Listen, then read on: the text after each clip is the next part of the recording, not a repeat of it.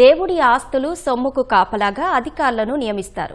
అయితే వారే వాటిని కాజేస్తే నిధులకు రక్షణ ఇంకెక్కడ? ఉమ్మడి కర్నూలు జిల్లాలో దేవాదాయ శాఖలో ఇంటి దొంగలు రెచ్చిపోతున్నారు. భగవంతుడికి ప్రజలు ఎంతో భక్తితో సమర్పించిన కానుకలు, విరాళాలు మాయమైపోతున్నాయి. ఆ ఈవోలు గుడిని, అందులోని లింగాన్ని మింగేసే రకమైన దొంగ చేతికే తాళాలిచ్చినట్లు వారికే కీలక బాధ్యతలు అప్పగించారు. నిధుల దారి మళ్లింపుపై ఆరోపణలొస్తున్నా కనీస చర్యలు లేవు.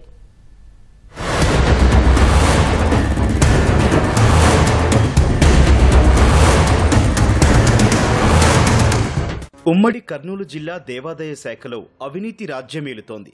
దేవుడి సొమ్మును, ఆస్తిని పరిరక్షించాల్సిన ఈవోలే వాటిని కాజేస్తోన్న ఉదంతాలు వెలుగు చూస్తూనే ఉన్నాయి. తాజాగా నంద్యాల జిల్లా నందికొట్కూరు గ్రూప్ ఆలయాల ఈవో అవినీతి బండారం బయటపడింది. వివిధ ఆలయాలకు చెందిన కోటికి పైగా ఫిక్స్డ్ డిపాజిట్లు డ్రా చేసి సొంత అవసరాలకు, అప్పులు తీర్చేందుకు వాడేసుకున్నట్లు అధికారులకు ఫిర్యాదు అందింది.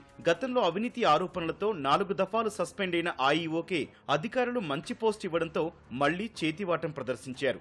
అక్రమాలపై దర్యాప్తు చేయాల్సిన దేవాదాయ అధికారులు చోద్యం చూస్తున్నారు.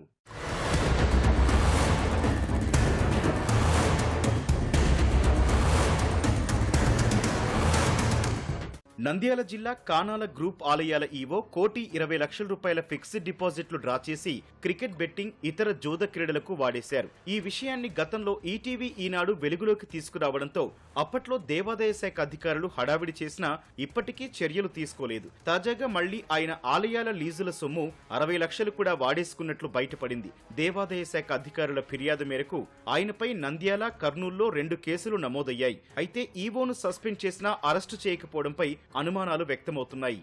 కానాల గ్రూప్ దేవస్థానంలో పనిచేసిన శ్రీనివాసరెడ్డి లీజ్ రిపోర్ట్లు గోల్మాలని వచ్చింది పేపర్కు. దానిపైన మా శ్రేయత ఆర్జేసీ గారు 3 కమిటీ వేశాడు. ఆ కమిటీ మెంబర్లు ఒకసారి నంద్యాలకు వచ్చి వెరిఫై చేసిపోయారు. ఇంకా పూర్తిగా వెరిఫై చేయవలసి ఉన్నది. భూమి లీజు సంవత్సరం 3 ఏళ్ళకు ఒకసారి లీజు పెడతాం. ఆ లీజ్ అమౌంట్లు బ్యాంకుకి పోయినాయా లేదా అనే ఆరోపణల మీద ఎంక్వైరీ జరుగుతుంది. సస్పెండ్ అయ్యాడు. ఎఫ్ఐఆర్ బుక్ చేశాము.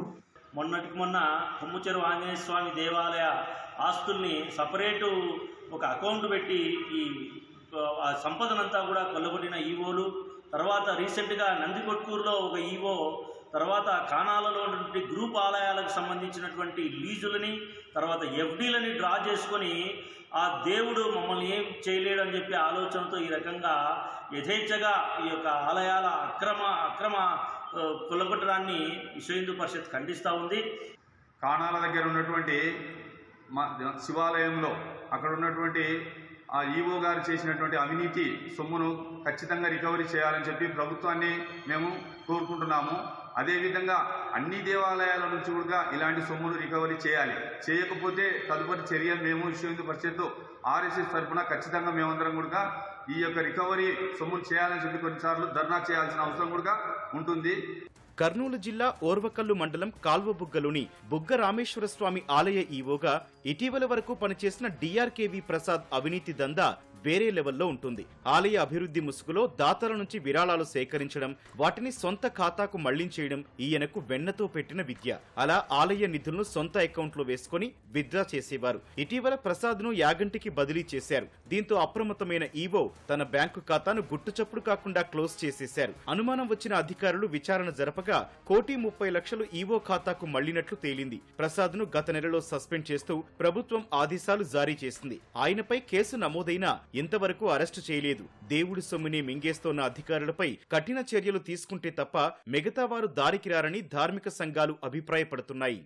దేవాదాయ శాఖలో ఉన్నటువంటి ఈ అవినీతి పరుల పైన దేవాదాయ శాఖ కానివ్వండి, లేదా ఇతర సంస్థలు కానివ్వండి, వారి పైన తీసుకున్నటువంటి చర్యలు ఏవి?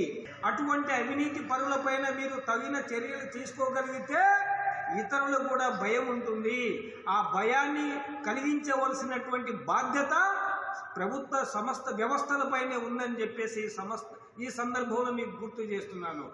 కానాల ఈవో గారు చేసిన అవినీతి దాదాపు 1,20,00,000 డిపాజిట్ చేసినారు. మరీ ఎంక్వైరీ చేస్తే ఇంకా మరి ఒక 60 లక్షలు కూడా వాడుకున్నారని చెప్పి తేలింది.